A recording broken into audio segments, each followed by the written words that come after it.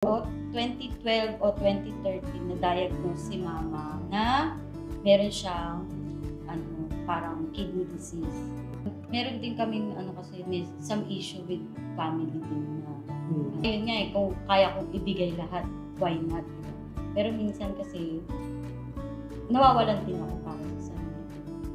Hindi ko naman naibigay sa sarili. So, yung konti niya, parang ngayon pa lang siya gustong ibigay, kaya lang may pumipigil, regret ko din. Kasi masyado ako nakampang din na akala ko pag nagpapadala ako ng pera, okay na. Yung health niya, ganun lang. Pero hindi. Which is din nila. Yung alam mo yung family, hindi nila naiintindihan yung sitwasyon mo dito kahit ipaliwanag mo. Hindi nila alam, sobra din yung struggle ko dito. Hindi ko na talaga nakikita yung buhay ko sa Pilipinas. Kaya emotional. Kung kailan ko siya talagang decided, tsaka nagkaroon. Ngayon naman yung parang, yun nga on and off sa mama sa hospital, na parang pinagdadasal ko kay God. Eto na, malapit na ako, bigyan mo na ako konting time pa. Kasi pinaka naging struggle ko ng pagtira ko dito sa Malaysia. Hindi ako makauwi sa Pilipinas.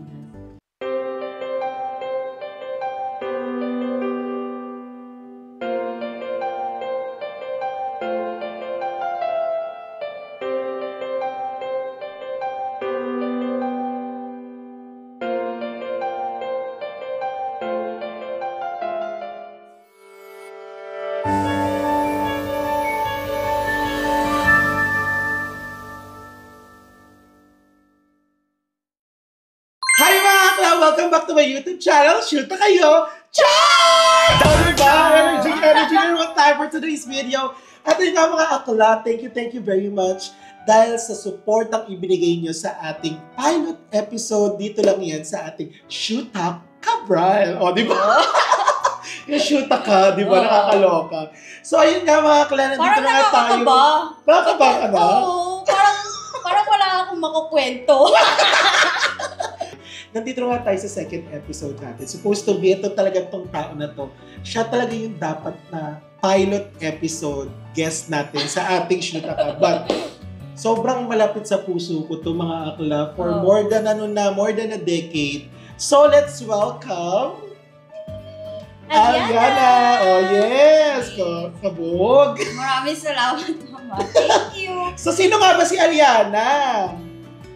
Isang OFW ng Malaysia, syempre. Ay, kabog. Ilang taon na nagiging OFW? Di ko na nga din alam, mamay. Parang feeling ko kasi, siguro sa sobrang tagal, parang feeling ko nga wala pang Pero 12 years, 13 years na nga. Pero parang kailan lang. Parang hindi ko na rin namalayan. So, yung yung itsura mo nung simula pa lang ng college tayo. Oo. Yung pa din, kasi kami mga akla magka-pep squad, parehas kami ng university. Katulad ni Robinson, kami, magkaka-pep squad kami sa PUP. And it happened na, ito na nga, parehas kami OFW ni Aliana dito sa Malaysia. So, siya is... Nauna lang ako ng ilang months. Oo, tapos, kami sumunod na. So, paano nga ba naging, nag-start yung journey mo as an OFW here sa Malaysia? Actually, hindi naman talaga journey na gusto ko talagang maging OFW. Hindi naman talaga. Parang nung time na yun, nag-isip lang ako na parang hindi ko sa Pilipinas makikita yung mahahanap, mahahanap yung work na gusto ko, kaya future, gano'n. Parang gusto ko sa ibang bansa ako. Kasi siguro, kasi yun mula nung nag-aaral kasi ako, diba, parang masyadong kulong. Kulong ka pa nun. Kulong ka pa nun no college kami nakatakong. Tapos yung uniform niya, yung halos bumukas na yung Hindi, kasi di ba parang old school. Yung parang hindi mo magawa yung kung ano yung mga gusto mo. Oo, kaya sabi ko, parang gusto ko sa ibang bansa ako para magawa. So, para magawa mo yung mga gusto mo talaga. Yes, para magawa ko. Kaya nung time na yun, nag-decide ako, dapat nga sa Dubai. Kasi nung time na yun, medyo boom pa yung Dubai. Kaya lang, nung time kasi, parang alam ko kasi kaka-graduate lang natin yun. Kaka-graduate mo nga lang, ilang buwan pa lang. Oo, tas nung time na yun, pinag-OJT-han ko. Parang i-absorb ka. Oo, na-absorb ako nung time na yun.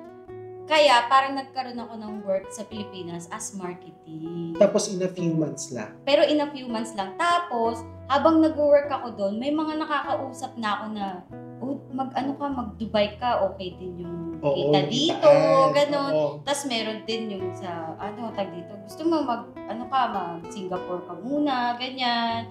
Di nag-a-apply na ako nung pa-Dubai, di ba? May visa na nga ako, tapos may ticket na. Yung kinuwento ko. Di alam ng mama ko. Tapos parang, may ticket ka na. Ito yung magiging date ng alis mo, ganyan. Tapos nung time na yun, sabi ko, shit, di pa ako nagpapaalam. Parang kinabukasan na yung flight. Tapos ano nangyari? Tapos, pag-uwi ko noon sa bahay, katatas ko lang sa trabaho, umuwi ako.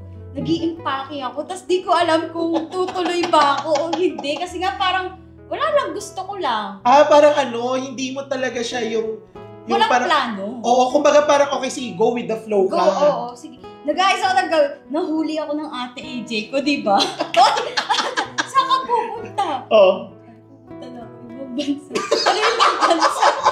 Lahat sila nagulat. Hanggang pati nalaman na ng mama ko. Tapos syempre nung time na yun, wala din ako pera kasi syempre kailangan may mga replacement. Pera, fee, ganyan. Processing hanggang fee. Wala na akong choice. Parang 2 days na lang aalis na ako nung time na yun. So ano nangyari? Natuloy? Sinabi ko sa tita Ambok ko. Sabi ko, tita, kailangan ko ng pera kasi pupunta ako ng Dubai. Like, pag napanood ko tita Ambok, hindi kahit mama ko. Mama ko yan, alam niya kasi nung mama ko nalaman niya. Kinabukasan, alis ko na. Naka-ready na, wala akong maleta. True. Wala akong maleta. So anong dala mo lang? Backpack? Bag lang! Parang yung kagano shala lang? Parang konting damit lang. Kasi sabi pwede ka bumili ng damit doon, ganyan. Tapos, hindi ako pinayagan. So, sa madaling salita, hindi ka natuloy ng Dubai? Hindi ako natuloy ng Dubai. Tapos mga ilang buwan lang din ulit. So, yun na yung Malaysia. Singapore naman. Nag-Singapore ka muna? Oo, nauna ako mas Singapore. Tapos ilang buwan ka sa Singapore? 1 month nga lang. Hindi, kasi pumayag naman yung family ko na mag-Singapore ako. Kasi nga, may mga kamag-anak kami doon. Okay. So, pumayag sila, okay na. Binilan pa ako ng tita ko ng maleta, ganyan. Total, gusto mo talaga mag-ibang bansa kasi dito ka sa Singapore kasi may kamag-anak tayo, ganyan. Pero kasi, ang naging problema ko naman, pero thankful pa rin kasi tinanggap ako ng mga kamag-anak ko kasi work. Tapos inom-inom, syempre, bata pa ako noong time na yun, 19 lang, mama, di ba? Nandun pa rin yung enjoyment sa mga pub. Ngayon, umuwi. Syempre, tapos uwi ka alas 2, alas 3, lasing. Tapos gano'n, tapos syempre, nagre-reklamo yung kamag-anak ko dun sa Singapore. Sa tinutuloyan mo. So, tinutuluyan mo yung kamag-anak mo. Kasi nga gusto ng family ko, dun ako sa kamag-anak ko. Yung parang kakilala ba? Kasi nga syempre, kasi sila parang kailangan, kahit na ng ibang bansa ka, nakikita pa rin lang yung galaw mo. Ganun, which is ayoko nga. Tapos hanggang sa doon, may nakilala ako nung mag-Malaysia ka na lang. Tapos di after the sabi ko, sige tapusin ko lang yung 30 days dito sa Singapore. Umuwi na ako. Tapos parang pag-uwi ko ng Pilipinas noon, parang 1 month lang. Pupunta ka na sa Malaysia. At and the Malaysia journey started. Galing. Yes.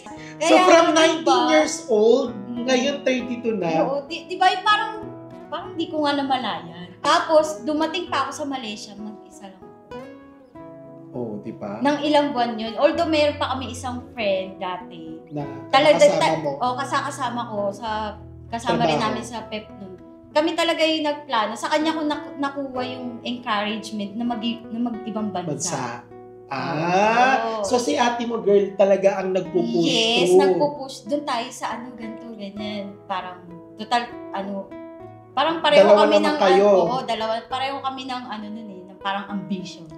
True. Yung makapag-ibang bansa talaga. Ano yung mga ibigay mo or mga na-invest mo sa buhay ng pagtatrabaho mo dito as an OFW sa Malaysia? Siyempre, una sa family. Kasi nga nung time din na yun, kaya nagkaroon din ako, sabi ko, sige nga mag-ibang bansa ako. Kasi nga, nung time na yun, may sakit na din si mama. Si mother?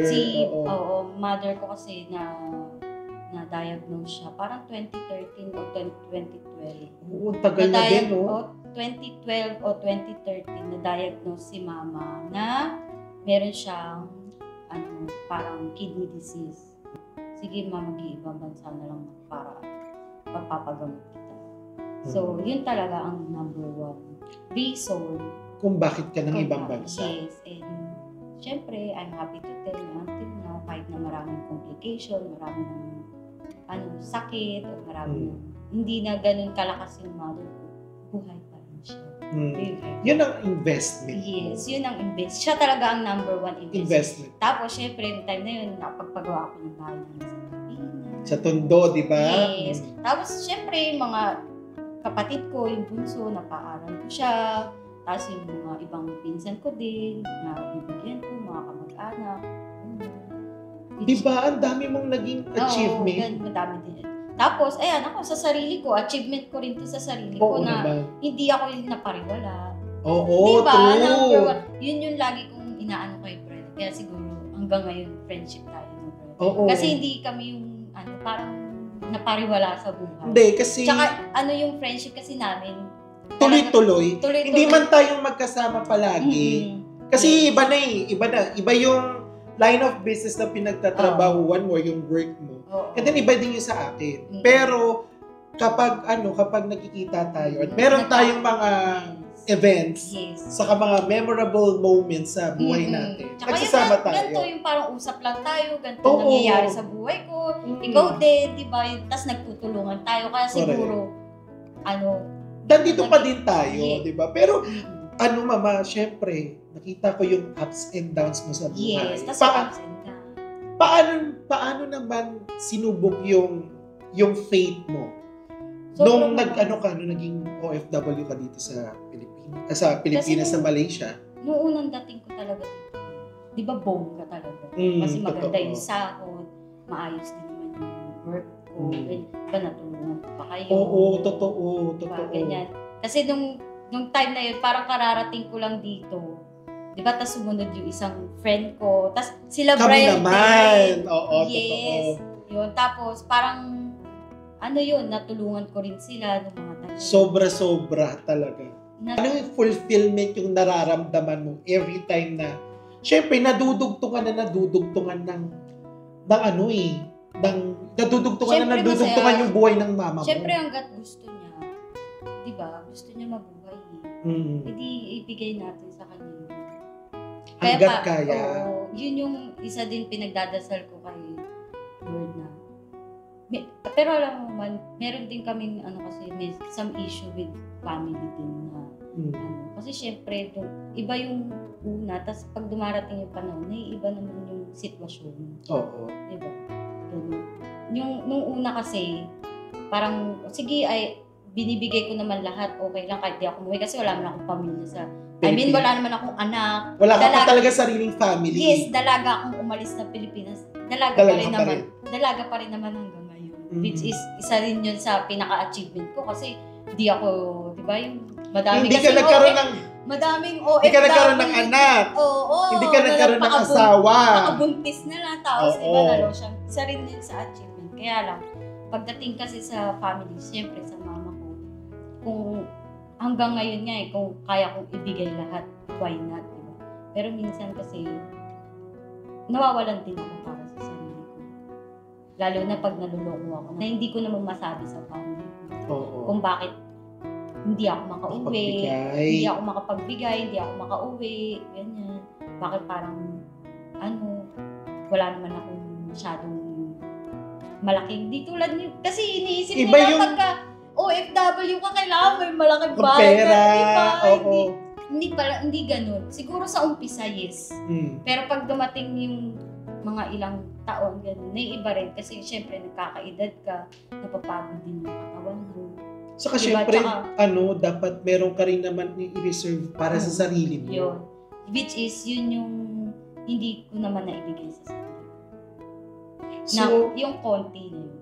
Parang ngayon pa lang siya gustong ibigay, kaya lang may pumipigil din. Kasi nga, syempre, may sakit mo. Kailangan kong ibigay yung needs ng mama mo. Especially sa medication, biruin mo, almost 14 years na nagdialysis. So, yung health na hindi nakatulad ng Dati. Yes. So, at least, di ba, kahit pa paano na wala man natitira sa'yo ng mga dati.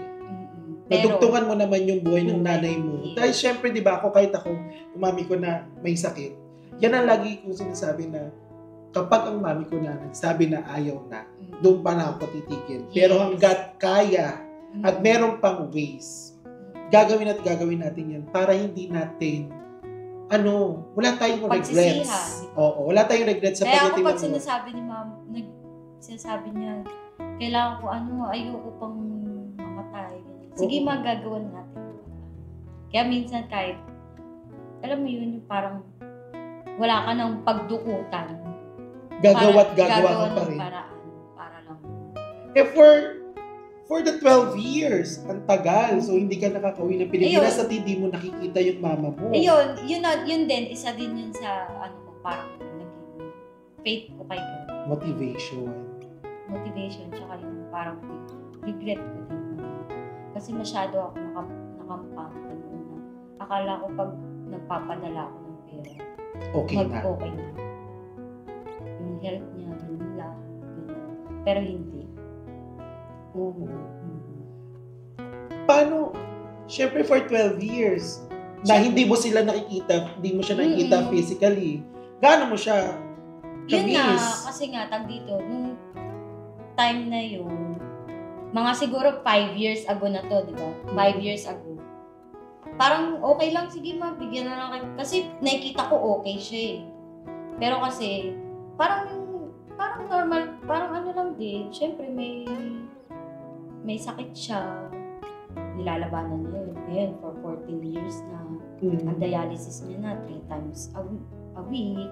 Dati, 1 or 2 times lang. Ngayon, 3 times a week na. Tapos, marami ng complication na nangyari ngayon.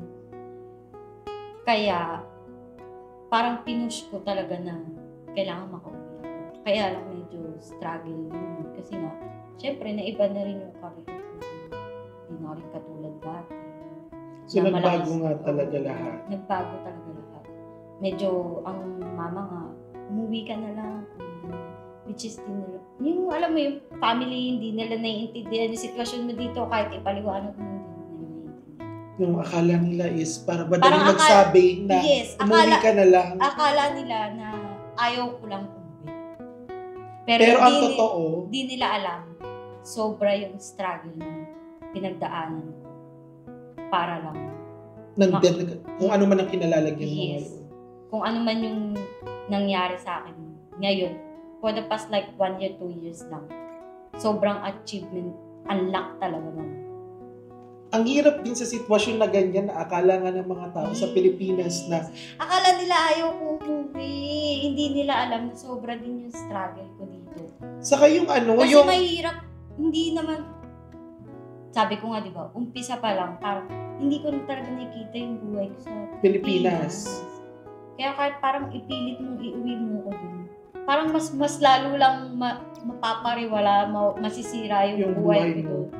Kung ipipilit nyo. Kasi hindi naman, kasi kung tutusin ko sa sarili ko lang eh, okay ako, di ba? Ano ko naman, provide ko yung sarili ko. Pero syempre, dahil na family tayo mga Pilipino, family-oriented tayo, ganyan. Syempre, hindi natin pwedeng, baliwaliin. Yes, and pabayaan ang pamilya natin. Especially your mom. Kahit yung sa atin na lang yung walang matira, basta magbigay natin sa kanila. Na kahit, minsan hindi sapat sa kanila, pero at least nabigay natin yung mga needs nila. Needs nila. Siyempre for this love for your mom. Gaano mo kamahal ang nanay mo? Siyempre sobrang miss. Sabi ko nga sa kanila. Kasi nga nito lang din nagkaroon ng parang complication si mama eh. 'Di ba? Parang 'di ba 12 years na ako dito. Parang sa loob ng 10 years ni mama. Parang, lagi lang siyang okay, ganun nga. Tapos parang, sige mabigyan lang kita pera. Parang wala din sa isip ko na, although nagtatry ako na, yun nga, kasi nga lagi nga naluloko na. Nagtatry ako para makauwi, ganyan. Sige pauwi na ako. Pero pagka kasi, minsan, yaan mo na lang, okay naman siya eh. Tapos, nag-try kasi ako ulit, di ba, mama, which is, yun, yung faith ko kay God, parang yun yung sinagot sa akin ni God na, when the time is right, I, the God, will give you Everything. Parang itong last year and this year. Gaano kasarap naman sa pakiramdam mo na? Yes, finally! Naiiyak ka na. Hindi, kasi di ba Oh. 10 years? Oo. Gustong-gusto ko talaga yun. Tapos parang this year lang talaga. Siyempre, hindi, imagine mo yung... Kaya lang mama kasi, kaya emotional. Kung kailan ko siya talagang decided, tsaka nagkaroon. Ngayon naman yung parang, yun nga on and off si mama sa hospital, na parang pinagdadasal ko kay God. Eto na, malapit na ako, bigyan mo na ako konting time pa. Konting-konti na lang. Kasi you're not an ordinary OFW na you were able to go back anytime to the Philippines. Hindi kasi ganun yung nangyari sa akin. Iba yung Yun yung talagang sitwasyon pinaka mo. naging struggle ko nung pagtira ko dito sa Malaysia. Hindi ako makauwi sa Pilipinas. Na syempre, kung ako na may sakit din yung nanay ko, I was able to go back to the Philippines, seeing my mom, touching my mom, diba? Syempre, ikaw, yun ang gusto mong mangyari. Yun ang gusto mong tapos sobrang excited pa ako. Ewan ko, siguro yun nga, sabi ni Ga, ibibigay ko, siguro ito na yung time, Aliana, kaya ibibigay ko na to sa'yo. Kasi nga, di ka na rin bumabata. Mama mo, syempre, di ko naman siya forever pwedeng bigyan ng malakas na, parang ito rin yung call a sign. Parang gano'n. Oo, parang calling. ito na yung calling sign. O, Aliana, yan na, binigyan na kita ng chance. So, wag mo nang sayangin. Yes, especially nung December. Ito lang December, di ba, na-hospital si mama ulit. Tapos parang, medyo hindi maganda yung lagay niya. Tapos parang, sabi ko, konting panahon na lang. Kunti na lang. Yes, tapos, yun, miracle happens, okay na si mama. Kaya parang, ang pinaka-ginugol ko this year, makauwi ng Pilipinas. Finally, makakauwi ka yan ng Pilipinas. Pero, pagka-uwi mo ng Pilipinas, let's claim it na makakauwi ka ng Pilipinas. Claim na natin kasi meron o wala umuwi talaga. Ano sasabihin at gagawin mo sa mami mo once na makita mo siya in person after 12 years? Yes, syempre, alagaan ko siya. Gusto kasi maalagaan ko siya kahit sandali. Gusto ko yung parang, minsan kasi pag sisendan niya ako ng video na nagda-dialysis siya, piplay ko pero saglit lang naman. Parang hindi mo kakayanin. Hindi ko nakikita, tsaka talagang naiiyak. Ang hirap kasi talaga kapag ganyan. Kaya, pero sabi ko nga pag umuwi ako ng Pilipinas, wala akong pakialam sa ibang tao, mama ko lang. Totoo naman, gano'n naman talaga dapat. Hindi kailangan na pag umuwi ka ng Pilipinas is lahat kikitain mo. Kasi minsan, di mo na maiiwasan, nagdadrama na yung mama. Di ko na kaya. May dumating na talaga sa point na gano'n. Na parang parang sumusuko siya. Pauwiin nyo na ate. Kakala kasi ng family ko, ayoko nga lang. Pero hindi nila alam. Gusto ko na umuwi. Kaya, yung parang sinacrifice ko for the whole year last year. Sinacrifice ko para sa mga. Ang sarap. Kung nanonood ba ng mama mo? Ngayon, ano naman ang gusto mo sabihin sa mama mo? Ay ba, yun nga, sabi niya, lagi na ako hintay. Yung paghihintay mo, malapit. Gusto ko naman umuwi. May mga struggles lang dito na kailangan ko talagang pagdaanan. Kasi, parang achievement din natin yun na may mga struggles na yun. Kasi meron pa tayong mas malaking, ambition, na yung mga experience natin na experience natin before, magagamit natin yun sa mga in the future na talagang mas matetest pa yung di lang faith natin, mas matetest pa yung sarili mo, paano mo. Kasi syempre pag mag-isa ka sa ibang bansa, ang pinaka number one na magiging problema dito yung health mo tsaka mental health mo. Totoo. Kasi, paano mo magagawa yun? Maraming trabaho. Pero kung problema mo, health, lagi may sakit ka, ganyan. Hindi mo rin ma-achieve kung ano yung gusto mo Gusto mo sa i-achieve. Totoo. Yes. Tsaka yung mga plans. Dati kasi walang plans. Just go for the goal lang, di ba? Kasi Pero, bata pa eh. Yes, bata pa. Pero, syempre, dumarating pa noon, nagkakaroon ka ng more isip, mas naan mo siya with the plan. Kaya siguro, nangyayari yung mga dapat mangyari na talagang para sa'yo. Yeah. Na more, pag nagkakaroon ka kasi ng plan, tapos, syempre, susurrender mo siya kay God. Mas pinapalaki ni God yung plan na talagang mas para sa'yo. Yes. Dapat mo lang antayin talaga yung right just time. the right timing lang. Syempre, Kaya mama, wag mo isipin na hindi ko gusto umuwi. Eto na pero uuwi ako. Hindi lang para makasama ka, syempre para maalagaan. Sarap. Sa tagal din ng pagsubok na nangyari dito sa iyo sa Malaysia, syempre sinubok din naman yung puso mo. Yes, madaming beses. Relationships. Siyempre sa ngayon, thank you, Mama. Dahil sa'yo, my love life, ang lola mo. But how about the past relationships? Yung alam mo na, akala mo eto na, pero hindi pa rin pala. Syempre matagal ako dito. Madami din ako hindi madami. Baga parang, siguro yung pinakauna kong naging parang ka-relationship dito is Chinese talaga. Di ba kilala mo siya, Mama? Yes. Kilala mo siya. Yun. For how many years? Ang tagal namin noon. Almost 7 years. That nga, nagpaplano na kami magpakasal. Kaya lang, syempre, nag-cheat kasi siya. Sa ganda mo yan, chinit ka pa, di ba? Hindi lang isang beses, Mama. True. Di ba? Di lang dalawa, tatlo, apat, parang 6, 7, 8 times. Pero kasi, nung time na yun, syempre nag-start ako. Bata pa ako, parang 22 to 23. Ganun lang ako nung nag-start kaming magkarelasyon. Tapos, parang, nung time pa na yun, syempre dumepende rin ako sa kanya. So, 7 years, naka-6, naka-7, madami. Panloloko. Paano mo naman natiis yun, Tay? Wala kasi nga parang feeling ko nung time na yun, wala naman ako ibang makakapitan, siya lang. Syempre nakikita mo na yung panloloko. Oo, Mama. Paano mo natanggap yun? Parang sa kanya ko talaga naranasan lahat. As in lahat? Lahat talaga yung heart pain, sa kanya talaga lahat. Siguro kasi parang first, tas siya yung matagal. Kasi nung nasa Pilipinas naman ako, although maraming maliligaw ang lola mo, di ba? Pero wala kang sinasagot. Wala akong tsaka wala talagang parang hindi nga lang ako magustuhan. Ay, busted na to. True, diba? Ganun. Totoo. Oo. So parang ang pinaka-matagal mo naging karelasyon is itong Chinese Malaysia.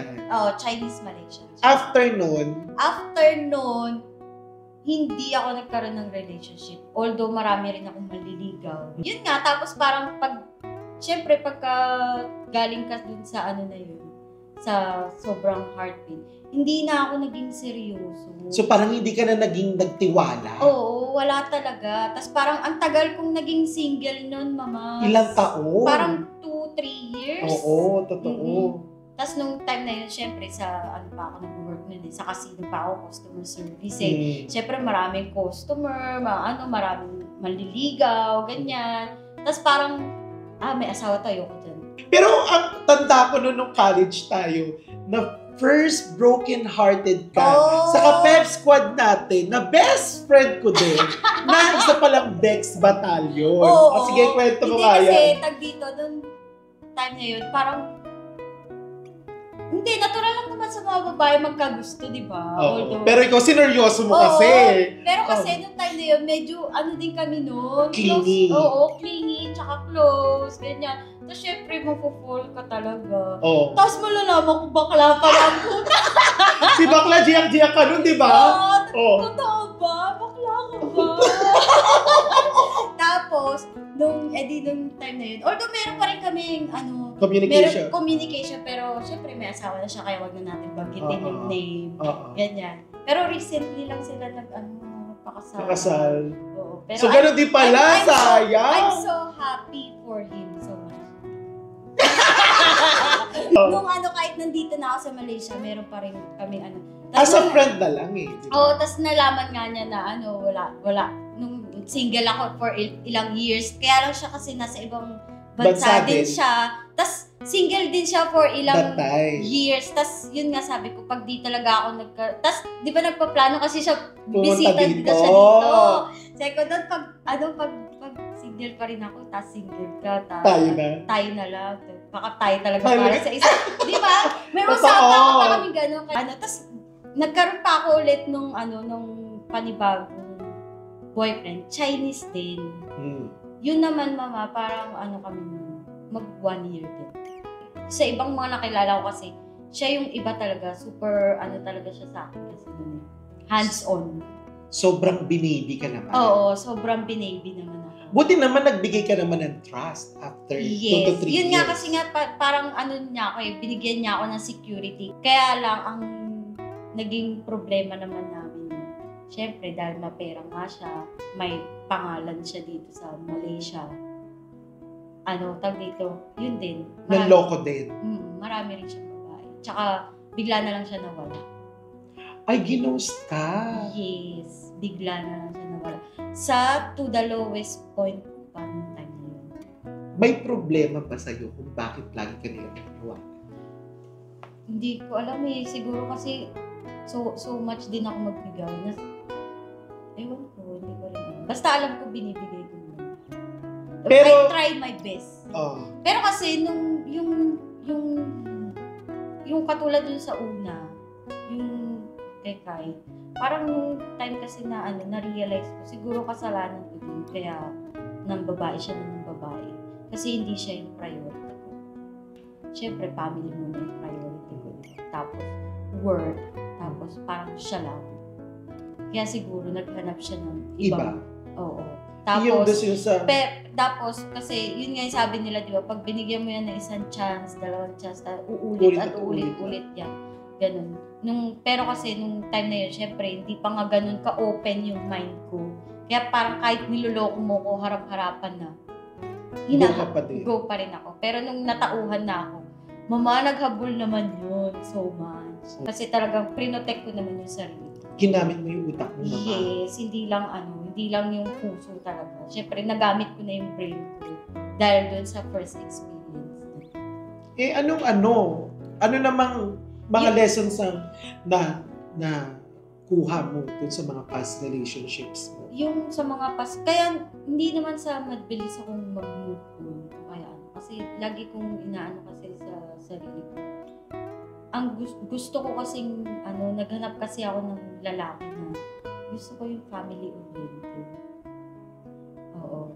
Yun talaga yung... Kasi yun parang sa naka-relationship ko na dalawa na yun, parang hindi sila ganun ka family oriented. Maybe siguro sa tradition na nila yun. Diba? Kaya sabi ko, gusto ko kung magkakaroon. Kasi syempre nung time na yun, tapos ngayon syempre 32 na tayo, napapaisip ka na, parang gusto ko na rin magka-family. Yung totoo talaga, yung talagang kung magtatagal man ng ganitong katagal na relationship, yung hindi mo pagsisisihan na nagsayang ako ng ganitong panahon sa tao na to.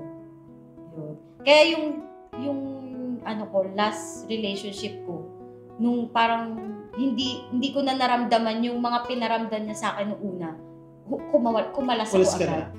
Hindi na ako nag-antay, hindi na ako nagbigay ng chance. So, ikaw na talaga umalis? Yes. Yun naman yung ko. Okay lang magbigay ka ng chance, pero sa tamang tao. Madali kasing magbigay ng chance eh. Kahit ginawan ka na masama, sige, bigyan ka ng chance. Pero kung hindi mo naman, kung lang din yung sarili mo, huwag mo nang bigyan ng chance, umalis ka na agad. Para hindi ka na masaktan pa. I-save mo na agad yung sarili mo. Isipin mo na mas marami dyan na mas deserving para sa'yo. Syempre, pero kasi every time na broken heart, kasi pagka nagkakaroon ako ng manliligaw, lagi present ang lola mo. Ako talaga. Yes. Mother of motherings. Lagi present ang lola mo. Tapos magugulat na, iba na naman yan. Diba? Pero itong time na to, this time, sabi ko kasi sa kanya, laging foreigner nagiging jowa niya. Ang sabi ko sa kanya, alam mo mama, mauuwi ka rin sa Pinoy. Hindi, pero kasi, syempre, hindi naman sa dinadaan mga Pilipino, baka naman maibash pa tayo dito. Hindi kasi syempre, di ba, iba yung kasi yung mga naka-relationship ko, iba yung tradition, tapos iba din sa Pilipino. Kaya talagang, never talaga ako nagkaroon ng boyfriend na Pilipino. So, Mula, hindi mo ine-expect na magkakaroon ka ng Pinoy na jowa? Hindi ko talaga expect. Are you happy with your relationship right now? Yes, so much. Ibang-iba ba siya doon sa... Finally, siya talaga yung masasabi ko na finally, thank you God for giving me this kind of person na yung ang dami kong mga struggle. Yung parang ang dami kong yung struggle, yung gusto kong support. Grabe, sa kanya ko talaga na-commit. Kumbaga parang hindi man unexpected love siya. Hindi siya unexpected love, pero parang siya talaga yung blessing na binigay sa akin. Ang ganda! Kung gusto niyong mapanood at kung gusto niyong malaman ang love story na to, kakaiba kasi itong love story na to, comment below niyo yan at bibigyan natin yan ng kwento dito sa ating Part 2? Part 2 na love story niyo naman. I-invite natin. The Unexpected Love of Aliana. Pero ito, before tayo magtapos sa ating oh my God, tapos na. Oo, di ba? Kala mo, di ba? Ang bilis. Para wala nangyari. So, kapag salita, diba? salita. Nakatuwa pala yung ganito. Di ba? Yung ganito lang. First time ko to. Talaga? Oo. Naiiyak ako sa camera. Feeling ko Oo, hindi ako maganda. Hindi. Ang maganda dito is yung natural na pag-uusap natin, natural na istorya, yung walang palabok, di ba? Hindi ko kaya. Pero, ano ang... Grabe, tapos na. Hindi pa! Dahil meron pa. Nag-enjoy ako. Nag-enjoy ka? Oo, sobra. Pero, ano yung gusto mong sabihin sa sarili mo or kay Aliana ngayon? Yung Aliana ngayon? Deserve mo kung anong meron ka. Yes, deserve ka talaga. Kahit na yung mga pinagdaanan ko. Deserve ko yun mapagdaanan kasi kung di ko napagdaanan na ano na lang buhay ko. Diba? Totoo. Tsaka kung yun pa, mga blessing, kahit maliliit na blessing, talagang pinag-thank ko yun kay God. Tsaka syempre, yung good health ko, naalagaan ko yung sarili ko, napatunayan ko sa family ko na kaya kong tumayo sa sarili kong paa. Di ba mo? Ganda! Hindi, totoo kasi biruin mo for 10, 12, 13 years, ako na bumuhay sa sarili ko. Malayo sa family ko, mag-isa lang ako. Kinaya diba? mo? Yes.